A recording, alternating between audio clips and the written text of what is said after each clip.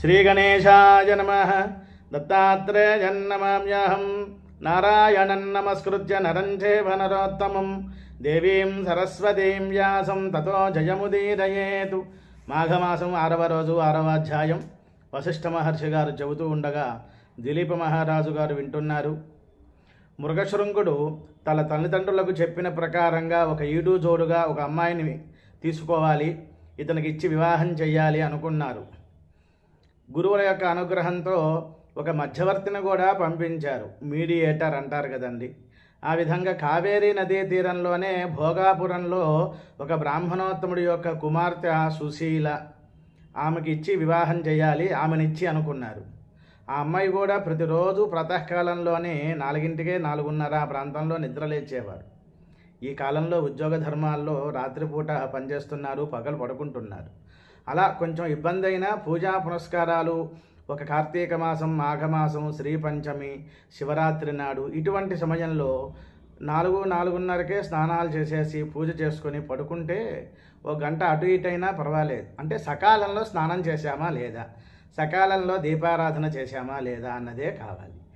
ఈ సుశీల కూడా ప్రతిరోజు 4:30 కల్లా నిద్రలేచేది, తన యొక్క తల్లిదండ్రులకు సేవ చేస్తూ ఉండేది, ఇల్లంతా ఊడుస్తూ ముగ్గులు పెడుతూ, అదేవిధంగా ఉద్యానవనాలకు వెళ్ళి పూలు తెచ్చుకొని మాలలు తయారు చేసి వారి యొక్క తల్లిదండ్రులకు ఇస్తే వారు చక్కగా పూజా కార్యక్రమాల్లో ఆ యొక్క పూలమాలలు సద్వినియోగం చేసేవారు. తల్లికి కూడా చేదోడు వాదోడుగా ఉంటూ ఉండేది. మాఘమాసం వచ్చింది, తల్లిదండ్రులు ముందుగా స్నానం చేసి వచ్చేశారు. ఈ సుశీల తన యొక్క తోటి స్నేహితురాండ్రులు ఇద్దరు మొత్తం ముగ్గురు కలిసి కావేరీ నదీ తీరానికి వెళ్ళారు స్నానం చేయటానికి. ఇక్కడ మృగశృంగుడు తన యొక్క భార్య సుశీల అనేటువంటి నిర్ధారణ కూడా, మాటలు కూడా జరిగినాయి. ఒకనాడు నిజ సఖేయుక్తంబుగను మాఘమునకు కావేరికి చని సువృత్త అరుణోదయమునందు స్నానము వనర్చి వచ్చుచుండగా, అరుణోదయ సమయంలో, సూర్యోదయ సమయంలో చక్కగా స్నానం చేసి తన తోటి స్నేహితురాండ్లు ఇద్దరు ఈ సుశీల వస్తూ ఉన్న సమయంలో ఒక్క వారణంబు పరువెత్తుచును రాగ పైకి భయంబున పడి అందరును ఒక పాడు నూతు విడిచిరి ఆసువులో. ఈ ఏనుగు, వారణము అంటే ఏనుగు, గజము అనేటువంటిది అర్థం అన్నమాట. అది మదించినట్టుగా ఉన్నది, పిచ్చిగా ఉన్నది, అది పరిగెత్తుకుంటూ ఈ యొక్క ఆడపిల్లల మీద వస్తోంది, సుశీల తన తోటి స్నేహితురాండ్ల మీద. వారు ప్రాణాలు నిలబెట్టుకోవటానికి పరిగెత్తుతూ అనుకోకుండా ఒక దిగుడు బావుంది, దానిలో పడ్డారు, ప్రాణాలు విడిచారు. చాలా బాధ వేసింది. తన యొక్క తల్లిదండ్రులు, సుశీల యొక్క తల్లిదండ్రులు, ఆ పిల్లల యొక్క తండ్రులు బావురమని ఏడుస్తూ ఉన్నారు.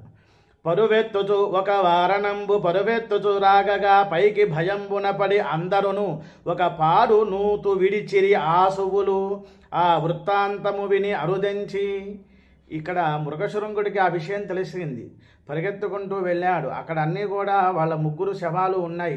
చాలా బాధ పొందుతూ ఉన్నాడు. ఆ వృత్తాంతము విని అరుదెంచి అటకు తదాప్తములెల్లా ఏడ్చుచుండగా వచ్చి ఇడకు దైవికముగా వత్సుడు చూచి ఆ కన్యకలను బ్రతుక చేయుదు. ఈ పిల్లలని, ఈ ఆడపిల్లల్ని నేను బ్రతికిస్తాను, ఇది శపథం చేస్తున్నాను అంటూ ఒట్టు కూడా, ప్రమాణం కూడా చేశాడు. అందుకనే మహాత్ములు అంటారు, దాతృత్వం ప్రజభక్తృత్వం ధీరత్వం ఉచితజ్ఞత అభ్యాసేన చ లభ్యతే చత్వారః సహజ గుణాః.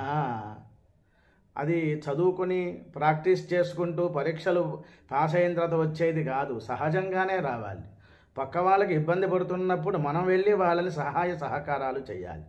అది ఇటువంటి ధీరోదాత్తమైనటువంటి గుణములు పుట్టుకతోనే రావాలన్నమాట. ఈ పిల్లవాడు కూడా తపస్సు చేస్తాను అన్నాడు.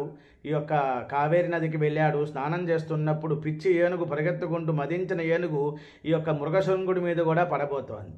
వెంటనే చేతిలో నీళ్లు పోసుకొని అలాగా ఏనుగు మీద, వారణం మీద చల్లంగానే అది ఒక కన్య అయిపోయింది. అయ్యా, నా శాప విమోచనం అయిందండి అన్నారు.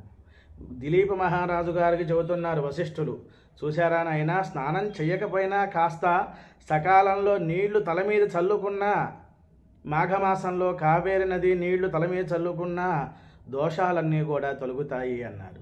అయ్యా, మరి ఈ ముగ్గురు కన్యలు చనిపోయారు కదా, ఇతను ప్రమాణం చేశాడు మృగశృంగుడు, తర్వాత కథ చెప్పండి అన్నారు. అది 7వ అధ్యాయంలో ప్రారంభమవుతోంది. అంతవరకు కాలాన్ని ఎదురు చూస్తూ ఉండాలి అంటూ గురువుగారు కథ ముగించారు. 6వ రోజు కథ పూర్తి అయింది. స్వస్తి.